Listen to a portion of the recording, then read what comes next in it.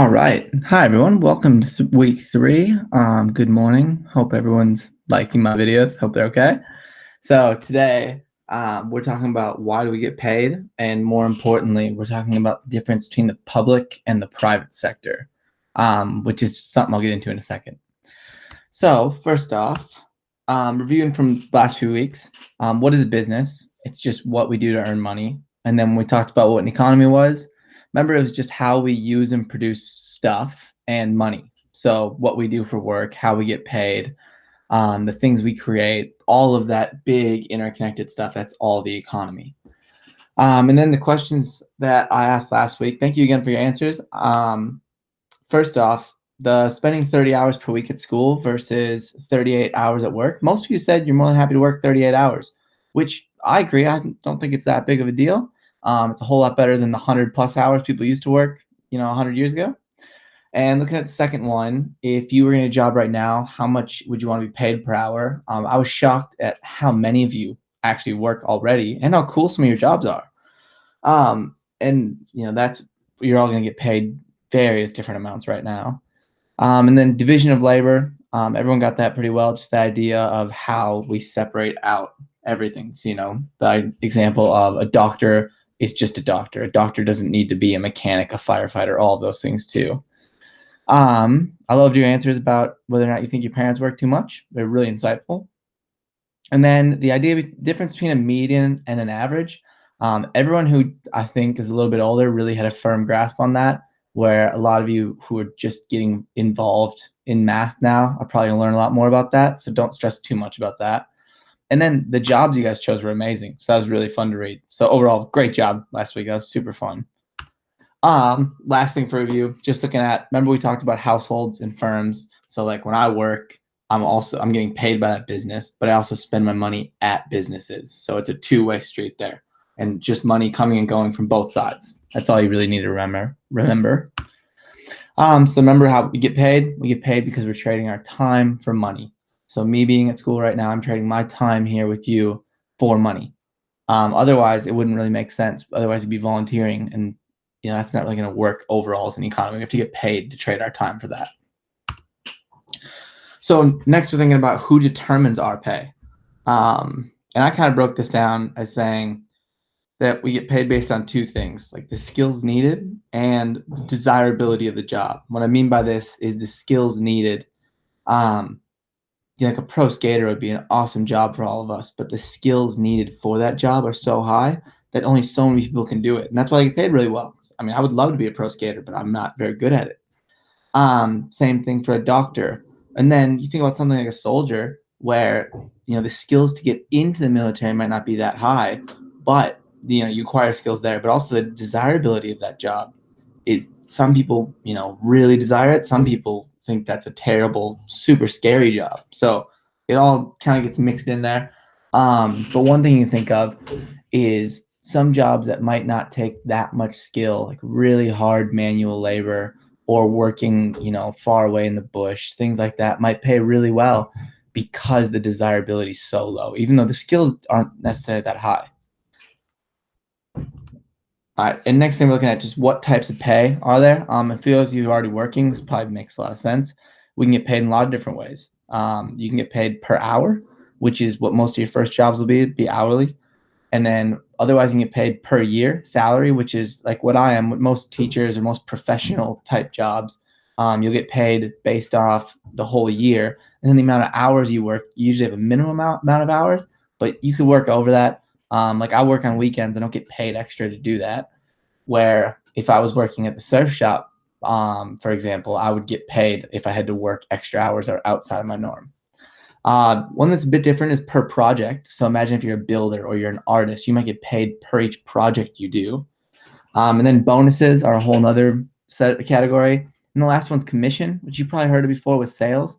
If you were selling really expensive cars or something, you'd get a commission. So you might get a percentage of the cost of that vehicle as a bonus.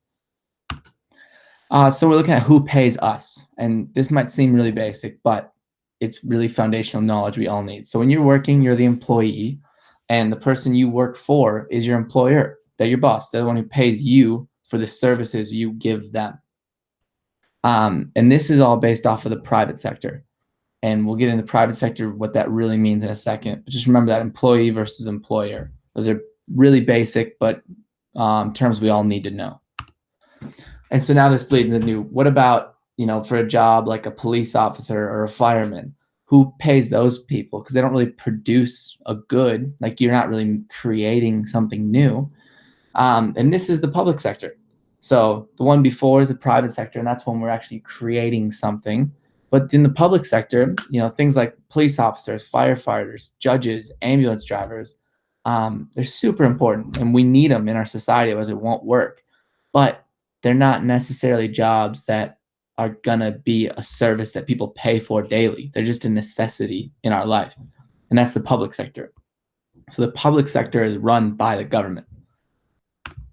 So this brings us to our public versus private. So the public sector is the one we just talked about, and that's where things are run by the government.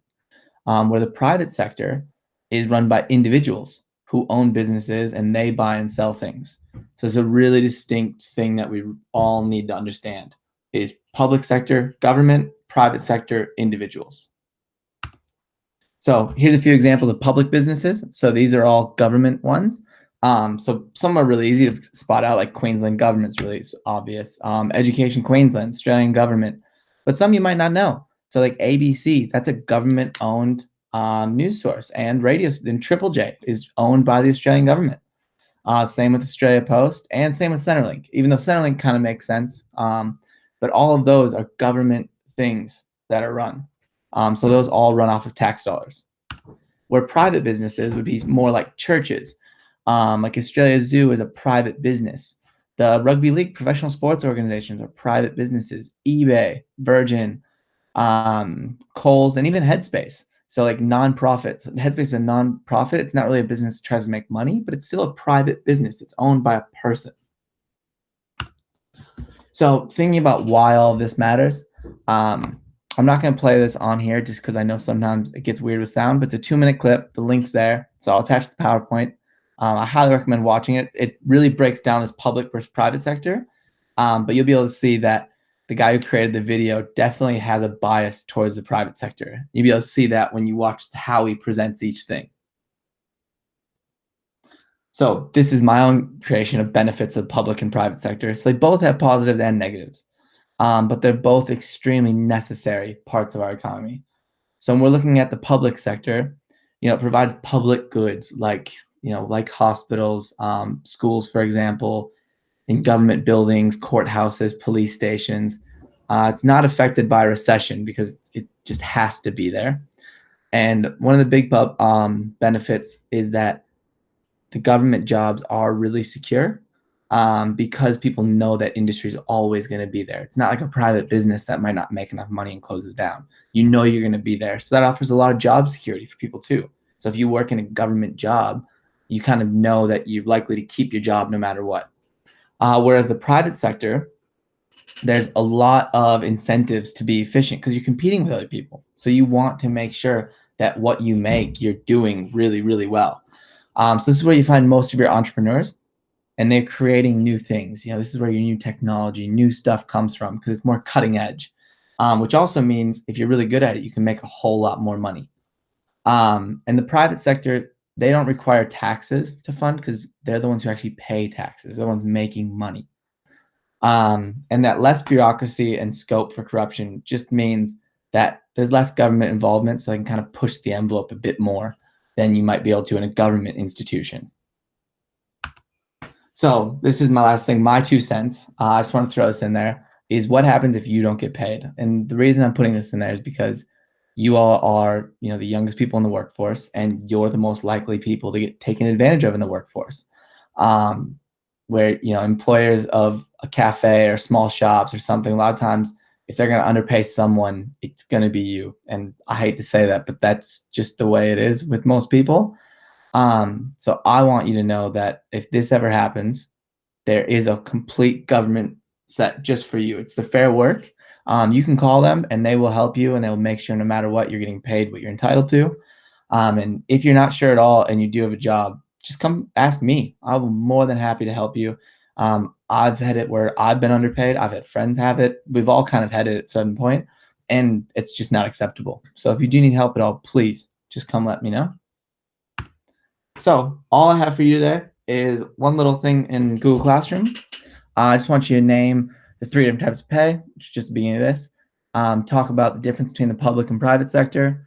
And then I want you to name 2 businesses that are public and 2 that are private. But I would prefer if they're not ones from the PowerPoint. Then asking if you'd want to work for an organization owned by the government, why? And then what should you do if your job doesn't pay you the right amount, which you just talked about. And then do you think you'd be likely to get paid more or less if you work for a private sector business or a government sector business? And this can depend on what job you do, so feel free to specify. And then lastly, just for this whole class, wondering what is something related to business that you would like to learn more about? And that is it.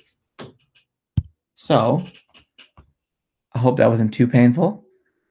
And if you have any problems at all, please let me know, and I'll talk to y'all soon.